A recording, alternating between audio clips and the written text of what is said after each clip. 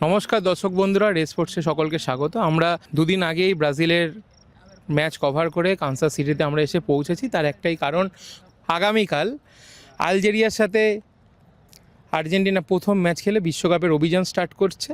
তো আমার সঙ্গে রয়েছে দেবজয়দা, আমি দেবজয়দা এবং সৌরভ সবাই মিলে কিছুক্ষণ আগেই আর্জেন্টিনা অনুশীলন কভার করে বাইরে এসে অপেক্ষা করছি। কারণ আপনারা সকলেই জানেন যে ম্যাচ ডে -1-এ 15 মিনিটের বেশি সুযোগ থাকে না মিডিয়ার কাছে। তো সেই কারণেই তো আমরা জেনে নেবো যে দেবজয়দা আজকে কেমন দেখলে, মানে আমরা নিজেরা চোখের সামনে মেসিকে দেখলাম, সেটা আমাদের কাছে একটা মানে দারুণ ব্যাপার।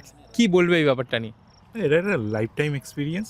এই জন্যই আসা এবারের বিশ্বকাপের ম্যাচ কভার করতে আসা, এবং লিওনেল মেসি এবং আর্জেন্টিনা টিম, তারা বিশ্বজয়ী টিম এই মুহূর্তে, তাদেরকে সামনে থেকে প্র্যাকটিস করতে দেখা। একদম হাতের মধ্যে 10 ফুটের মধ্যে মেসি প্র্যাকটিস করছে।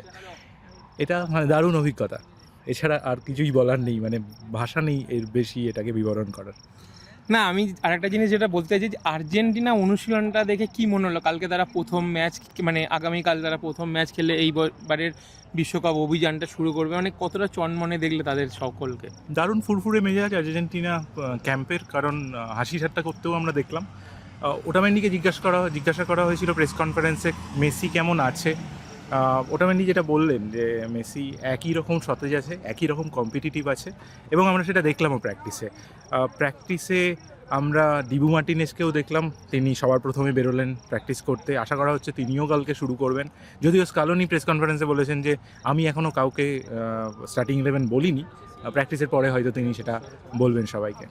আমরা আজকে যখন অনুশীলনে আসছিলাম, একটা জিনিস দেখলাম যে আমরা যেখান থেকে গাড়ি নিয়ে ঢুকছিলাম, ওখানে পুলিশ আমাদের গাড়িটাকে আটকালেন, বললেন যে একটা জায়গায় যেতে, সেখান থেকে বাসে করে এখানে আনা। মানে বোঝাই যাচ্ছে যে একটা বিশ্ব চ্যাম্পিয়নরা যে প্র্যাকটিস করছে, এই চারপাশের মাঠের চারপাশে পুলিশ পাহারা দিচ্ছে। মানে এই যে মানে একটা বলয়, একটা বিশ্ব চ্যাম্পিয়ন দল রয়েছে, তার জন্য একটা পুলিশি বলয় তৈরি করা হয়েছে যাতে সিকিউরিটির কোনো প্রবলেম না হয়। এই সিকিউরিটি ব্যবস্থাটা নিয়ে কী বলবো? চরম আঁটোসাঁটো। আমরা প্রথমে তো 4-5 বার রাউন্ড খেলাম, কীভাবে আসতে হবে সেটা বুঝতেই আমাদের সময় লেগে গেল, কিন্তু সেটা আমার মনে হয় জাস্টিফাই। কারণ আর্জেন্টিনা টিম প্র্যাকটিস করছে একেবারেই close door practice. Match day -1 ছাড়া আর কোনো দিন সেভাবে কাউকেই অ্যালাউ করা হচ্ছে না কিছুভাবেই। আমরা দেখছি পুরোটা ঘেরা, এবং পুরো মাঠের চারপাশে পুলিশ বসে আছে, যাতে বাইরের হোটেলেও যদি অন্য কোনো মানুষ আসে তারাও যেন আশেপাশে না আসতে পারে। তাই বিশ্ব চ্যাম্পিয়ন টিম, তাদের মতন বিশ্ব চ্যাম্পিয়ন সিকিউরিটি দিয়ে তাদেরকে ঘিরে রাখা হয়েছে, একটা বলয়ের মধ্যে তারা রয়েছে। এবং আমার মনে হয় না এটা মানে এটা বাড়াবাড়ি, এটাই হওয়ার ছিল, এটাই হয়েছে আর্জেন্টিনা টিমের আর আমরা আরও একটা জিনিস মানে সবার মুখে শুনি যে মেসিকে গার্ড করে হলো ডিপল।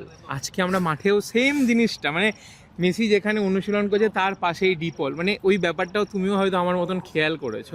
হ্যাঁ, তো সেই ব্যাপারটা নিয়ে যদি একটু আমাদের দর্শককে একটু বলো। এটা আমরা বহু বছর ধরে দেখছি, এটা আমরা কলকাতা, হায়দ্রাবাদ, বম্বে, দিল্লিতেও দেখেছি, এটা আজকেও দেখলাম।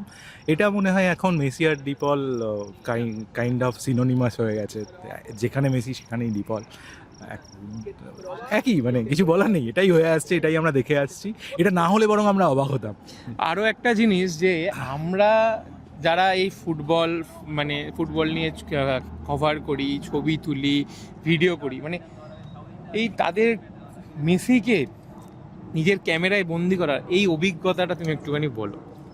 দেখো, কলকাতাতেও মেসি এসেছিলো, ভারতেও মেসি এসেছিলো, কিন্তু আমার সবসময় ইচ্ছে ছিল মেসি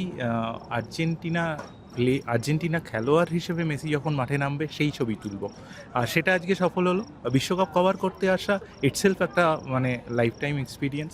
সেটা তুমি যেরকম প্রথম ম্যাচ কভার করার পর যতটা ইমোশনাল হয়ে পড়েছিলে, আমিও ঠিক ততটাই ইমোশনাল হয়ে পড়েছিলাম ব্রাজিল ম্যাচে। তারপরে আর্জেন্টিনা, কোথাও গিয়ে বুঝি আমরা ফটো জার্নালিস্ট, কিন্তু তারপরেও আর্জেন্টিনার প্রতি একটা সফট কর্নার রয়েছে। আমি যদি পার্সোনালি আমাকে কেউ জিজ্ঞেস করে, আমি বলবো আমি আর্জেন্টিনা ফ্যান। তো অফকোর্স শুধু মেসি নয়, এই আর্জেন্টিনা ফ্যানকে কভার করতে আসাই আমার কাছে একটা দারুণ এক্সপিরিয়েন্স, এবং তার জন্য আমি খুশি এবং দারুণ হ্যাপি। কেমন তোমার কি মনে হচ্ছে যে এইবারের দলটাকে দেখে যে তারা কতটা পজিটিভ এই বিশ্বকাপটা জিততে? আর্জেন্টিনা টিম পজিটিভ, আর্জেন্টিনার টিম কিন্তু আমার যেটা মনে হচ্ছে স্কালোনি যে স্কোয়াডটা রেখে দিয়েছেন 2022-এর, সেটা হয়তো 4 বছর বয়স্ক হয়ে গেছে। সেটা যদি ছাপ না ফেলে তাহলে আর্জেন্টিনা টিম এবারও অন্যতম ফেভারিট। অন্য অনেক টিমই ফেভারিট রয়েছে, আর্জেন্টিনাও অন্যতম ফেভারিট।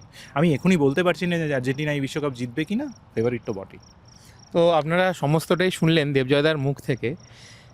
কানসাস সিটি থেকে ক্যামেরায় সৌরভ রায়ের সাথে আমি শুভম মণ্ডল, রেড স্পোর্টস।